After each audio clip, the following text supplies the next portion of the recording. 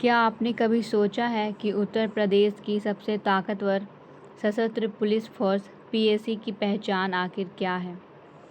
अब पीएसी को मिलने जा रही है अपनी अलग और ख़ास वर्दी, जो सिर्फ वर्दी ही नहीं बल्कि तकनीक, प्रशिक्षण और महिला बटालियनों के विस्तार जैसे कई बड़े बदलावों की समीक्षा खुद सीएम योगी आदित्यनाथ के द्वारा की गई है।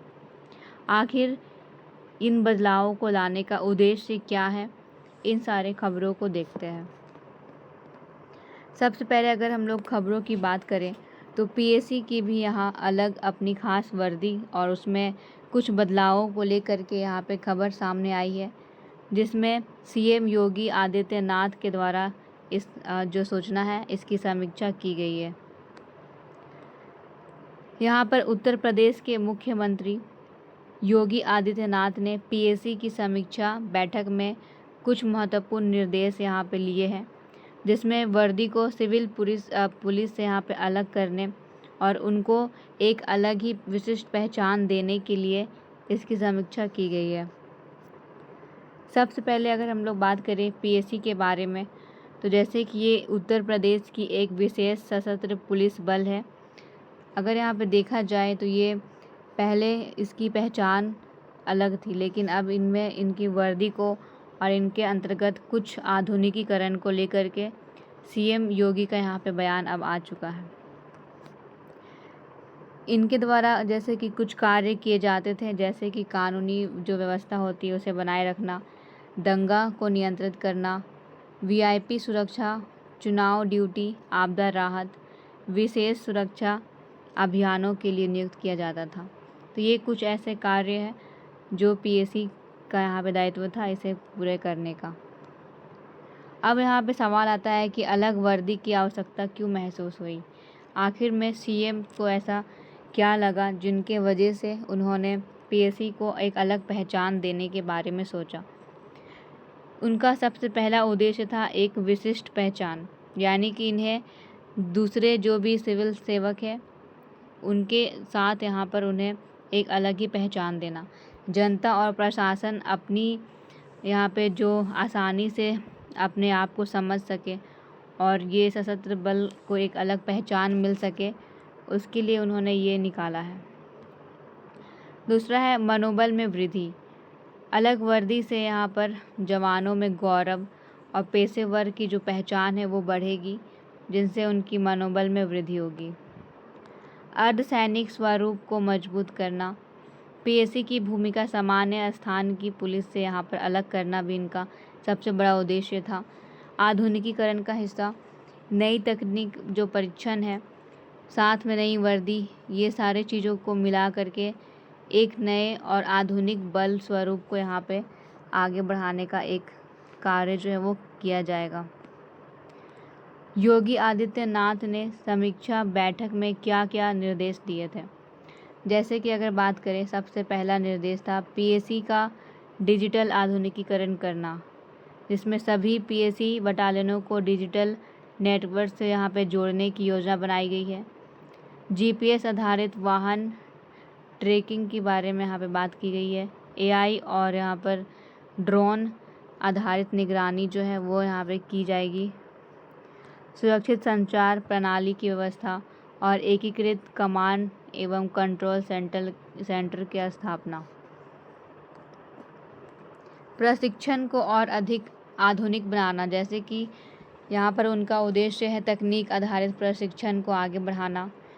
आपदा प्रबंधन, साइबर सुरक्षा और त्वरित प्रक्रिया क्षमता पर जोर देना, ताकि इनका आधुनिकीकरण करने के बाद समस्याओं को सुलझाने में यहाँ पर एक तरीके से त्वरित यहाँ पे योजना जो है वो हो सके। जवानों को भविष्य की चुनौतियों के लिए तैयार करना।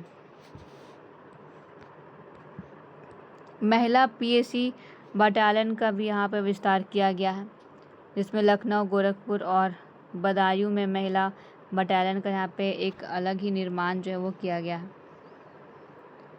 बल में महिलाओं की जो भागीदारी है उसे बढ़ाने पर ज़्यादा यहाँ पे जोर दिया गया है। आपदा प्रबंधन क्षमता बढ़ाना, बाढ़ जैसे यहाँ पे जो प्राकृतिक समस्या है इनसे राहत के लिए विशेष प्रशिक्षण की व्यवस्था करना, CDRF और PAC के समन्वय को मजबूत करना, साथ में आधुनिक जो बचाव उपकरण हैं या फिर ड्रोन तकनीक है, इन सारे चीज़ों का उपयोग करने के लिए यहाँ पे विचार है जो वो लाना। महिला बटालियन के विस्तार का समाज पर क्या प्रभाव पड़ेगा?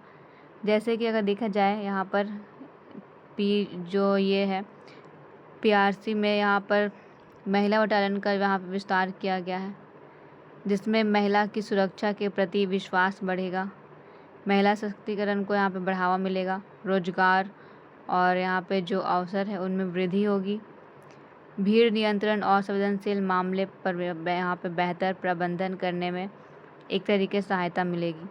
तो ये महिला के लिए बहुत ही बड़ी यहाँ पे एक उपलब्धि के तौर पर है, क्योंकि बहुत सारे ऐसी महिलाएं हैं जिनका इन क्षेत्रों में मनोबल जो है वो बढ़ सकता है।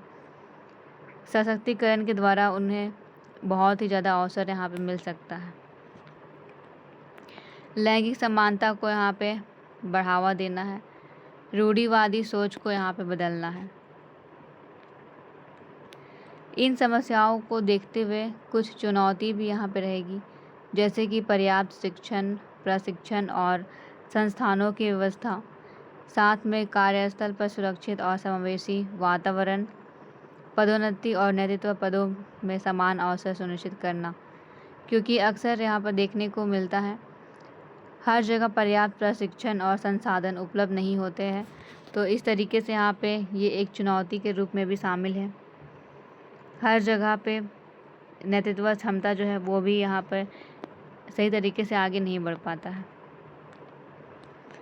अब अगर हम निष्कर्ष की ओर बढ़े तो PAC जो है ये अलग वर्दी का उद्देश्य केवल पहनावा बदलना नहीं, बल्कि उनकी अलग पहचान, पेशेवर छवि, मनोबल और विशेष भूमिका को मजबूत करना है।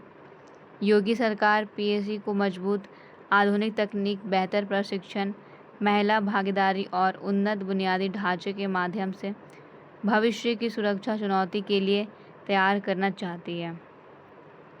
PAC की अगर बात किया जाए तो यहाँ पर इनकी एक बहुत ही बड़ी भूमिका है, क्योंकि ये लगभग जो है बहुत ऐसे कार्यों को यहाँ पे करने में सहायता करते हैं जो एक पुलिस वर्ग के लोगों का किया जाता है। ये एक बहुत ही उत्तर प्रदेश में बहुत ही उच्च दर्जा वाले सशस्त्र पुलिस बल है और इन्हें एक अलग पहचान देने का योगी आदित्यनाथ सरकार का यहाँ पे जो फैसला है ये बिल्कुल जायज़ है। इनकी पहनाव को बदलना इनके एक अलग ही पहचान की छवि को यहाँ पे प्रदर्शित करेगा, जो उन्हें एक सकारात्मक सोच को विकसित करने में सहायता करेगा। साथ में महिलाओं की भागीदारी को यहाँ पर देखने को मिला है, जिससे सशक्तिकरण को बढ़ावा मिलेगा। आधुनिकीकरण से जितने भी PAC है इन सारे लोगों को एक अलग ही यहाँ पर तकनीकी उन्नत कौशल से युक्त बनाया जाएगा, जहाँ उनकी जो बुनियादी ढांचे हैं वो मजबूत होगी और भविष्य में जितनी भी सुरक्षा संबंधी अगर चुनौतियाँ उत्पन्न होती है तो वे सारे चीज़ों का यहाँ पर वे खुलकर सामना कर पाएंगे। तो एक तरीके से ये सरकार का द्वारा जो ये निर्णय लिया गया है ये एक तरीके से बहुत ही बेहतर है